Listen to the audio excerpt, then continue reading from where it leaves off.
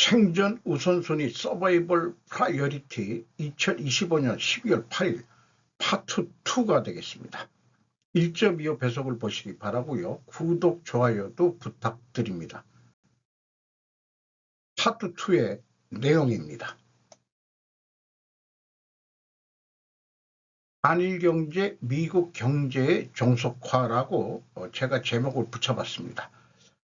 파트 1에서 한 것을 조금 논리적으로 표현해 볼 필요가 있을 것 같아서 작성을 해봤습니다.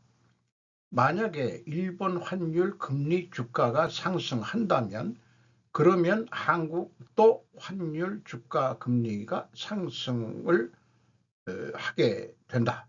왜냐하면은 미국 경제 동향과 정책 영향을 받는 한일이 모두 경제 구조가 그렇게 변했기 때문이다. 이렇게 얘기할 수 있을 것 같습니다. 그러면 이것이 근본 원인이라고 한다면은 필연적으로 존재할 다른 결과는 뭐냐? 한일이 모두 미국 경제에 종속화될 것이다 라고 얘기해 볼 수 있겠습니다. 가정은 미중 대립으로 한일의 무역 의존도가 중국 비중이 줄고 미국 비중이 다시 높아졌기 때문이다라고 설명을 하고 있죠. 미국의 스테이블 코인과 CBDC 중앙은행 디지털 통화도 한일은 따라갈 것이다라고 예상이 됩니다.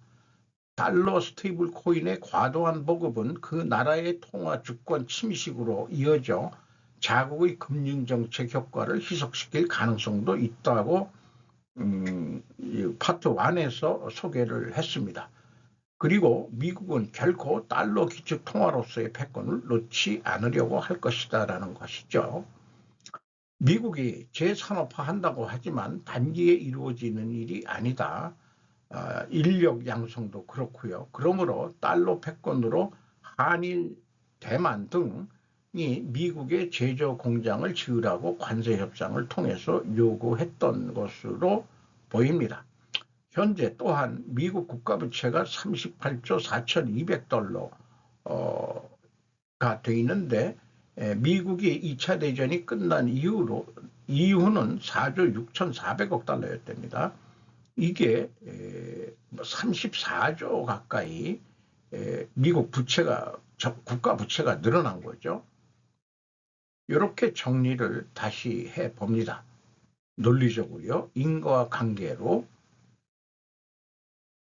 금감원 전직 간부 한은 비판, 스테이블 코인마가 이용자 피해, 최운길 이데일리에서 12월 8일 오후 3시입니다. 박상혁, 김재섭 디지털 자산 제도와 토론회, 김용태 화우 고문 스테이블 코인 도입 시급. 한국은행이 스테이블 코인 도입에 난색을 표하는 가운데 전직 금융감독원 간부가 스테이블 코인 규제 공백으로 이용자 피해가 우려된다며 한은을 정면으로 비판하고 나섰다. 김영택 법무법인 화우 고문은 8일 오후 서울 여의도 국회의원회관 제1간담회의실에서 열린 디지털 자산 제도와 토론회 주최 민주당 박상혁, 국민의힘 김재석 의원에서 한은을 언급하면서 스테이블 코인 도입을 막을 수 없고 도입을 지체할 수도 없다며 스테이블 코인 규제 공백이 오래되면 이용자들에게 피해가 된다고 말했다. 김영태 고문은 금감원 디지털 혁신국장, 당시 디지털 4산 입법 논의에 참여한 바 있다. 한국은행과 금융위 기획재정부 간 이견이 커 통일된 정보안 마련이 쉽지 않은 상황이다. 발행자 범위, 준비자산 요건, 한은의 관여 범위 등을 놓고 접점을 찾지 못하고 있다. 한은은 스테이블 코인의 디패킹, 1대1 가치 붕괴, 대규모 환매, 지급결제 안정성 훼손 가능성 등을 이유로 강한 기율을 요구해 왔다. 규제도 필요하긴 하겠죠. 어쨌든 일본과 미국이 발빠르게 나가고 있는데 모르면 미국 제도를 한국이 테스트 베드로 시행해 보면 어떻겠는가. 중국과 유럽은 중앙은행이 CBDC를 발행하는 것으로 추진한다고 하죠. 미국은 민간이 스테이블 코인을 발행하는 Genius 지니어스죠. 법이 통과되었다. 미국의 금융 테크닉은 세계 수준 아니냐. 그러니까 우리끼리 뭐 떠들지 말고 미국 제도 가져와서 한번 테스트 베드로 한번 해보면 어떠냐. 제 개인적인 견해는 그렇습니다. 최태원, 유럽 생겐 조약처럼 한일 간 협력 용기 필요. 오현주 TV조선 12월 8일 오후 2시 50분입니다. 최태원 대한상공회의소 회장이 EU의 생겐 조약처럼 한일 간 여건 없는 왕래, 공동 에너지 구매, 의료 시스템 공유 등 협력 방안을 실험해볼 용기가 필요하다고 말했다. 양국 셔틀 외교가 복원되고 한일 정상 간 만남이 5차례나 이루어지면서 한국과 일본이 서로 중요한 동반자 관계임을 확인했다며 이같이 밝혔다. 양국 회장단이 만난 것은 지난해 11월 일본 오사카 회의 이후 1년 1개월여 만이다. 최 회장은 한국과 일본은 안팎으로 첨단 기술 경쟁과 저출생, 고령화, 지역소멸 등의 공통 과제에 직면해 있다고 진단했다. 또 최 회장은 행사 후 취재진과 만나 일본과 협력할 때 어려운 점은 많은 사람이 다 의견에 동의해야만 일이 진행되는 부분이 있다며 누가 좀 먼저 나가서 끌고 가는 이런 상황이 만들어지기가 조금 힘들기 때문에 우리가 이야기를 더 적극적으로 하는 것이 필요하다고 했다. 다른 뉴스로 최태원 한일연대와 공조로 미래 설계, 경제의 역할 중요. 강태호 기자가 연합TV에서 12월 8일 요거는 오후 12시입니다. 한일 상이 제주서 모여 경제연대 논의, AI 반도체 등 협력, 양국 공동성명 내고 협력 확대, 손정희 회장과는 매번 자주 만난다 해가지고 양국 상공회의소 회원들이 모여가지고 그 회의를 한 기념사진을 찍었네요. 가운데가 최태원 회장이고 여기 그 오른쪽이 그 일본 상공회의소장으로 그렇게 소개가 되어 있는 것 같습니다.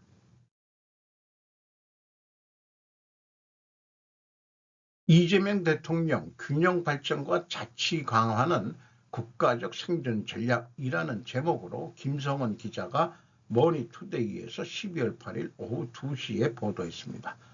이재명 대통령이 분권과 균형 발전, 자치 강화는 대한민국이 지속 성장하기 위해 피할 수 없는 국가적 생존 전략이라고 거듭 강조했다. 이 대통령은 8일 오후 서울 용산 대통령실에서 5국 3특 국토공간 대전환 대한민국을 넓게 쓰겠습니다라는 주제로 열린 지방시대위원회 보고회 모두 발언을 통해 이같이 밝혔다. 지방시대위원회는 대통령 직속기구로 현재 김경수 전 경남지사가 위원장을 맡고 있다. 5국 3특이란 수도권 1극체제 극복을 위해 전국을 5개 초광역권, 수도권, 중부권, 대구, 경북권, 호남권, 동남권과 3개 특별자치도 제주, 전북, 강원로 재편의 균형 성장을 추진하는 전략을 뜻한다. 용산 대통령실 시대 마침표 청와대 이사 본격 시작을 여기다가 비유를 좀 제가 했습니다. 김유성 이데일리에서 12월 8일 오후 3시에 보도를 했습니다. 제가 이틀 전인가도 균형 발전의 의구심을 피력을 했습니다. 이 대통령이 다시 얘기한 것을 갈등 구조로 그려보면 지속성장이라는 게 이제 국가적 생존 경쟁이라고 말을 생존 전략이라고 얘기해도 과언은 아닐 겁니다. 말을 바꿔서도 해도 됩니다. 지속 성장을 위하여는 반드시 분권을 해야 한다. 그런데 상권 분립도 제대로 지금 헤매면서 지방하고의 분권만 얘기하는 건지 분권을 위하여는 반드시 지방 균형 발전시켜야 한다. 왜냐하면은 지금 설명은 그래야 그게 다시 결과를 가지고 결과를 원인을 얘기해요. 그래야 지속성장이 가능하기 때문이라고 설명할 수밖에 없는 것 같아요. 한편 지속성장을 위하여는 반드시 지방자치가 강화되어야 된다. 지방자치를 강화하기 위하여는 반드시 지방재정이 자립할 수 있어야 한다. 그래서 지방의 균형 발전을 하려면 역시 돈이 들어가는데 지방재정이 어떻게 자립할 수 있느냐는 서로 갈등 대립이기 때문에 이것은 이 대통령의 주장은 무슨 뗀다고 저는 보는 겁니다. 지방 균형 발전은 지방 재정이 자립할 수 없는 상황에서는 절대 실현될 수 없으므로 사실상 중앙정부의 재정 지원이 불가피할 것이다. 일극체제 극복을 위해 청와대 대통령궁과 국회를 빨리 세종시로 이전한 다음 언급한다면 그나마 설득은 할 수 있을 것이다. 한국 규모는 중앙 집권으로 해야 한다고 저는 믿습니다. 쓸데없는 지방의회 같은 거 없애자는 게 또 제 생각이기도 하고요. 그런데 돈이 들어가고 쓸데없는데 돈이 들어가고 그러니까 불필요한 낭비를 제거하고 중앙 집권적으로 특화 개발을 해야죠. 지역에 맞게끔 특화 차별 발전을 시켜야 되는 거지. 균형은 무슨 전국을 아파트 투기화할 것이 균형 발전인지 그거를 얘기하는 거라면은 이거는 말이 잘못된 거죠. 서울만 아파트 가격이 올랐다 해서 그래서 균형 발전하자. 그러면 서울의 아파트 가격이 내려가나요? 인구가 글로 분산이 될까요? 그런 것까지 생각하게 되는 거죠. 때문에 인구 분산을 위해서는 우선은 정부부터 내려가고 그 다음에 특화 발전을 해서 거기에서 돈이 된다면 글로 찾아 내려갈 거 아니냐 이거예요. 중앙 집권적으로 해줘야. 분권한다고 그러면 다 자기 이쪽부터 먼저 챙기려고 하기 때문에 뜻대로 희망하는 대로 안 될 확률이 저는 높다고 봅니다. 중국 대미 수출 28.6% 감소, 마찰 완화도 주로 확대 11월, 지지통신 외교부 12월 8일 13시, 중국 세관청소가 8일 발표한 11월의 무역 통계에 의하면 대미국 수출은 전년 동월비 28.6% 감소의 338억 달러, 약 5조 2,400억 엔이었다. 미국과의 무역 마찰은 진정되고 있지만 감소율은 전월부터 확대, 수입은 19.1% 감소한 101억 달러였다. 미중은 10월 말에 한국에서 정상회담을 실시해 11월에 상대국 전형의 관세를 각각 인하했다. 이 때문에 시장에서는 12월에 대미 수출이 개선될 것이라는 전망도 나오고 있답니다. 관세는 각 나라의 무역업자가 그 나라에 내는 세금이다. 관세가 오르면 판매 가격이 일반적으로 전가되어 결국 수익 감소로 이어지죠.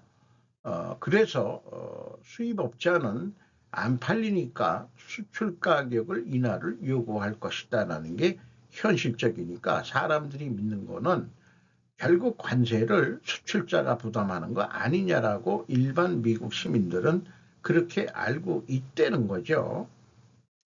뭐 일로 치나 절로 치나 결과는 수출하는 나라로서는 힘든 거죠. 어떻게 되든 수출을 해야 또 먹고 사는데 이것은 미국 캘리포니아주 롱비치 항구에 쌓아올린 중국의 해운 컨테이너를 사진을 보여주고 있습니다. 암투 계속 흔들리는 시진핑 체제. 중국이 가오시 총리 답변에 비정상적인 발발을 보이는 이유. 전문가들은 반일로 단결하기 위해 이용하고 있다고 해설. 하나카 사부로가 데일리 신조에 기고한 글입니다. 제1회 올해 8월에 시진핑 국가주석의 경호부대와 인민해방군의 엘리트 블레가 충돌인가? 전문가는 9월에는 쿠데타 직전의 움직임도 지적.으로부터의 계속. 중국 베이징에는 중난하이라고 불리는 한 획이 있다. 중국 공산당이나 정부의 주요 기관이 들어서고 일본으로 말하면 나카사초와 가스미카 새끼를 합친 것 같은 지구다. 즉 중난하이 지역은 중국의 심장부이며 그런 정치의 중추로 무려 8월에 무역 충돌이 일어났다고 한다. 인민해방군 일부가 시진핑 국가주석을 경호하는 특금 부대를 섬멸했을 가능성이 있다고 복수의 전문가들이 지적하고 있는 것이다. 양측 합쳐 5,000명 정도의 규모 제82 집군단이 기관총을 발포하여 100명 이상의 사상자가 발생했다는 정보입니다만, 요컨대 군과 경찰이 전투를 벌인 것이기 때문에 경찰에게 승산이 없습니다. 사상자 대부분은 당 중앙판공청 경위국 부대원으로 추정됩니다. 제복조라고 하는데 이제 군인을 제복조라고 일본에서는 표현하네요. 총수가 시 주석을 협박. 제82 집군단은 호세이 시에 주둔하고 있습니다. 즉 82 집군단의 일부가 베이징으로 이동한 셈입니다. 대만 침공에 반대하는 엘리트 군인 중앙군사위원회 부주석을 맡고 있는 장후엽 씨가 제82 집군단을 직할하고 있습니다. 즉 8월에 발생된 충돌도 9월의 시위행위도 장이 지휘한 것으로 활동으로 보인답니다. 왜 장은 시 주석에게 반기를 들고 있는가? 그것은 그가 전 인생을 걸고 대만 침공에 반대하고 있기 때문입니다. 60년대 인민해방군에 입대해 제복조 1위에 오른 토박이 군인들이 대만 침공은 망국의 전쟁이라고 비판하며 대만 침공을 명령하는 시 주석을 실질적인 은퇴로 몰아가려고 정력적으로 활동하고 있는 겁니다. 장이 공공연히 시 주석을 비판해도 숙청되지 않는 것은 해방군 내부에서는 그와 뜻을 같이 하는 간부가 상당수에 달하고 있기 때문입니다. 장의 후원자, 시 주석의 측근으로 칭해진 군 간부들도 줄줄이 실격하고 있습니다. 9월에는 항일전쟁 승리 80주년 기념 퍼레이드가 실시되었는데 집행지휘관이 무명인 중장이어서 전문가들이 관심이 쏠렸습니다. 이어진 공식 보도에서 한승연 중장으로 판명되었지만 중장이, 그것도 공군사령관인 한 중장이 퍼레이드 지휘를 하는 것은 이례적인 일입니다. 이로써 스파 군인이 줄어들고 있다는 사실이 부각되었습니다. 그리고 반스파, 반시진핑파 군인의 장을 전 국무위원 부총의 후춘화 씨가 백업하고 있습니다. 후 씨는 후진타오 전 국가주석의 회도로 알려져 두 사람이 연척 관계는 없지만 후의 성이 같기 때문에 후춘화 씨는 소후진타오라고 불립니다. 고시 수상의 발언, 권력 기반이 흔들리고 있는 스파에게 다카이치 총리의 발언은 그야말로 천재일우의 기회일 것입니다. 일본을 적대시하고 중국 국민이 반일로 뭉치면 자신의 정권이 위협을 받을 위험은 감소합니다. 그래서 잇따라 일본에 대한 보복 조치를 발표하고 있는 것입니다. 당 총서기로는 2027년에 국가주석으로도 2028년에 임기 만료를 맞는다. 시 주석은 향후도 4기, 5기와 종신 국가주석을 목표로 한다고 여겨져 그러기 위해서는 큰 성과가 필요하다.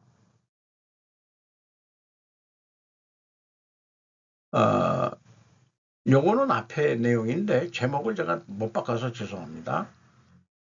요거를 논리적으로 다시 그려봤어요. 충분조건 논리로. 만약에 일본 수상이 대만 유사 위기사태 발언을 한다면 그러면 중국이 비성장적인 반발을 할 것이다. 왜냐하면 시진핑이가 내부 권력 투쟁을 외부의 적으로 돌려야 하기 때문이다. 이것이 원인이 되면 반드시 필연적으로 일어날 일은 시의 장기 집권이 가능할 것이다 라고 봐야 되겠습니다. 다카이치 사나이 총리의 발언으로 야기된 일중 대립은 중국 내 정치 상황에서 내부의 갈등을 외부로 돌릴 수 있고 인민의 지지를 받을 수 있는 절호의 기회가 되었다는 전문가의 분석이다. 그렇다. 내부 갈등을 스스로 해결하기 어려울 때는 외부 공동의 적을 만들면 되는 것이다. 그러면 내부의 갈등은 우선 수면 밑으로 내려가는 것이다. 어쩌면 일중 대립의 계산된 미국의 전략의 일환일지도 모르겠다. 왜냐하면 C가 그나마 이용 가치가 높기 때문이다. 마치 한국의 이재명처럼 말이다. 어쨌든 한일공조는 나갈 방향이다. 이렇게 말씀을 정리를 할 수 있을 것 같네요. 오늘도 좋은 하루가 되시기 바랍니다.